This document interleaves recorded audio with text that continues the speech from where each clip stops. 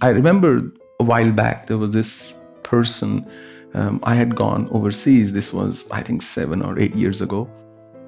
I came back and they said to me, in your absence, Swamiji, they said, we started this new business. I said, oh, okay, good for you. They said, we took a loan out of 50 lakhs. I said, oh, that's worrisome. He said, product is not selling. Our product is not selling in the market. It's not doing well. I said, even more worrisome. They said, but I took it as a sign from you to start the business and take a loan out.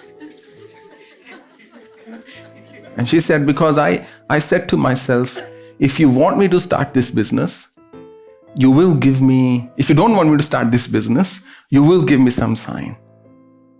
And when I looked at your picture, I saw you were smiling. My picture was smiling. And she said, so I took out the loan, and now you have to run this business. I said, I'm still smiling. That's my answer.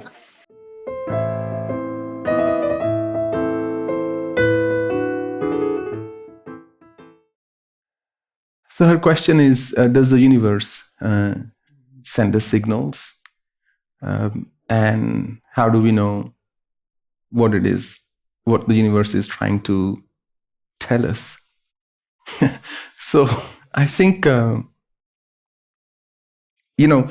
while back, I shared this little story, and I've shared it more than once or twice. So these two people were camping in the Himalayas, and one said to the other at night, Watson, what do you see?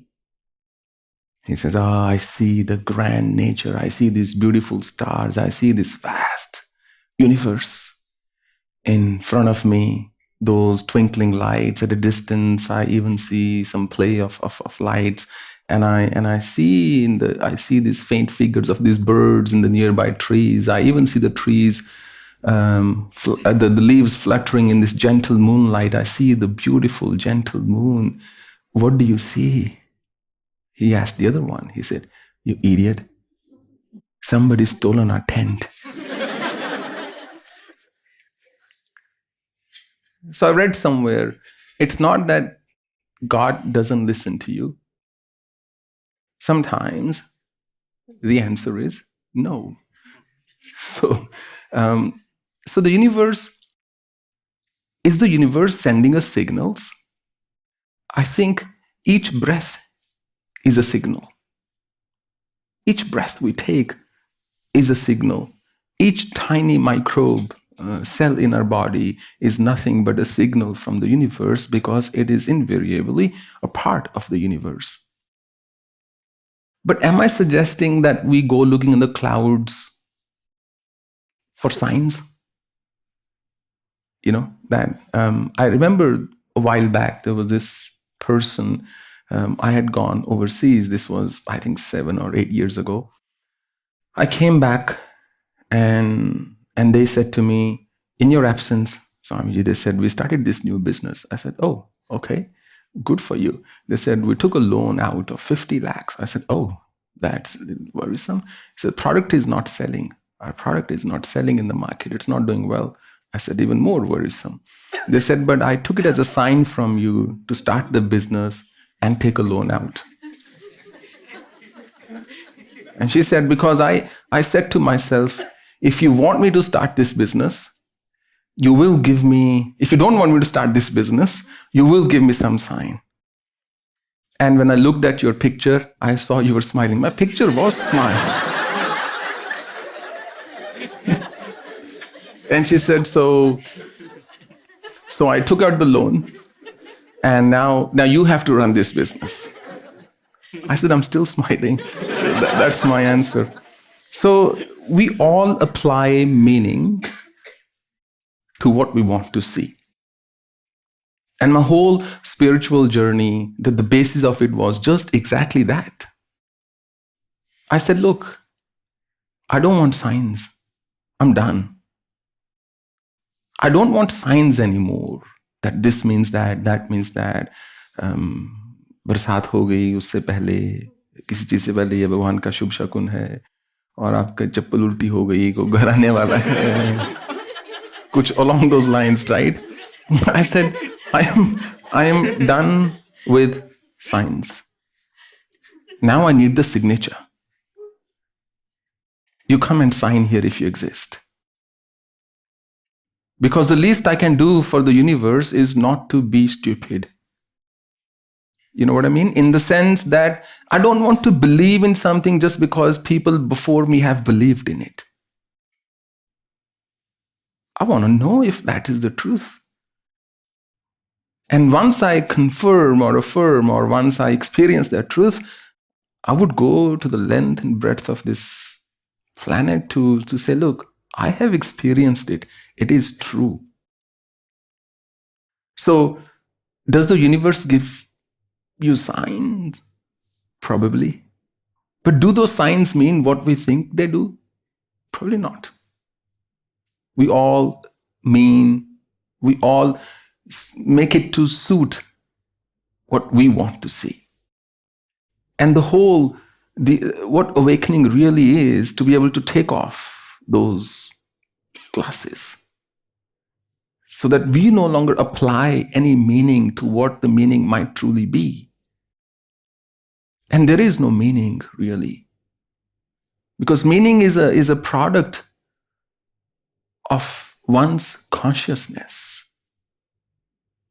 The meaning you deduce from something is entirely based on what your brain is processing and what your conditioning is. I read this amazing book once called Flowers for Algernon, I think.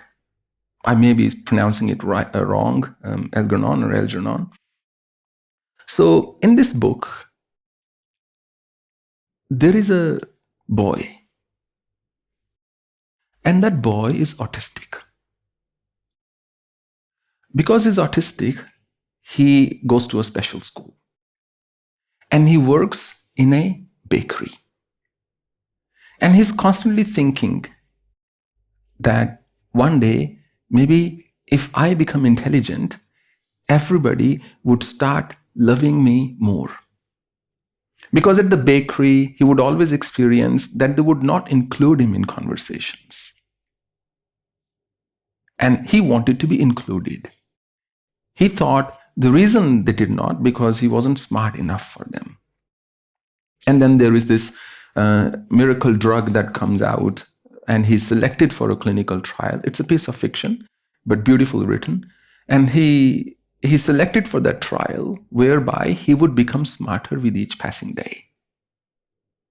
And then there may be a relapse. But for a period of time, his IQ would continue to improve. And there are two scenes in that book. So this book is entirely written from his POV, point of view. So in the beginning, when he has autism, you see the way he's written, he's making certain spelling mistakes. But as his IQ improves, he can spell. So before he's introduced to this drug, he is given some images, which are nothing but blots of ink on a piece of paper. And he's asked a simple question: what do you see? He said, what do you mean, what do I see? I just see a blot of ink. He said, no, do you see any sign in it? Do you see any images in it?